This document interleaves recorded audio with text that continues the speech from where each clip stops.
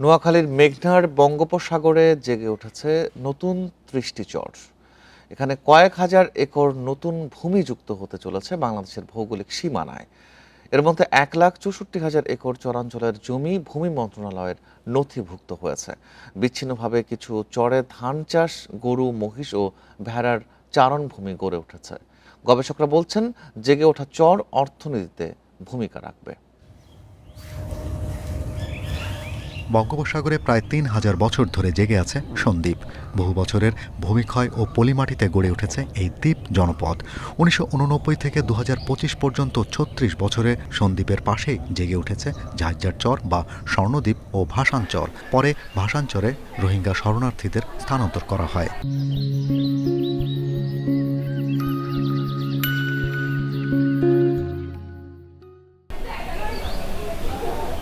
মহাকাশ গবেষণা ও দূর অনুধাবন কেন্দ্র স্পার্সোর গবেষণা চিত্র বলছে, প্রায় ৪ দশক ধরে সন্দ্বীপ, স্বর্ণদ্বীপ ও ভাসানচর এক হচ্ছে।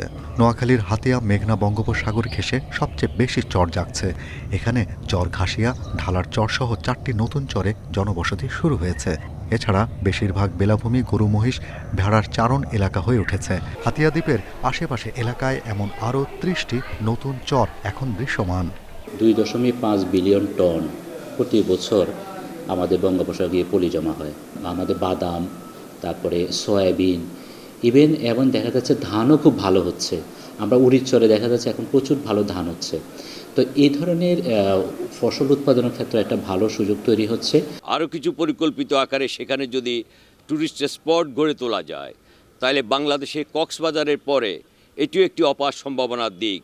জলবায়ু পরিবর্তনের বৈশ্বিক পূর্বাভাস বলছে, ২০৫০ সালের মধ্যে দেশের প্রায় ১৭ ভাগ এলাকা প্লাবিত হয়ে হারাতে পারে ৩০ ভাগ কৃষি জমি। প্রায় ২ কোটি মানুষ বাস্তুচ্যুত হবে, যাদের নতুন ঠিকানা হতে পারে মেঘনার দক্ষিণ পূর্বে জেগে ওঠা নতুন ভূখণ্ড। অনেক জায়গায় নদীর ভাঙনের কারণে মানুষ উদ্বাস্তুতে পরিণত হচ্ছে, কৃষি জমি এবং বসতভিটা সব নদীর গর্ভে বিলীন হয়ে যাচ্ছে, এবং সেই মানুষগুলোকে আমরা ওখানে পুনর্বাসিত করতে পারি।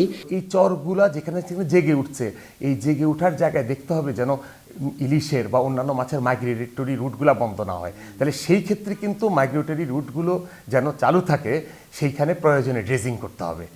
হাতিয়ার দক্ষিণে আরও নতুন কিছু ডুবোচরের সন্ধান পাওয়া গেছে। তবে গবেষকেরা বলছেন, নতুন চর বসবাস উপযোগী হতে অন্তত ৪০ বছর সময় লাগবে। Shahriar Anirban, independent news, Dhaka.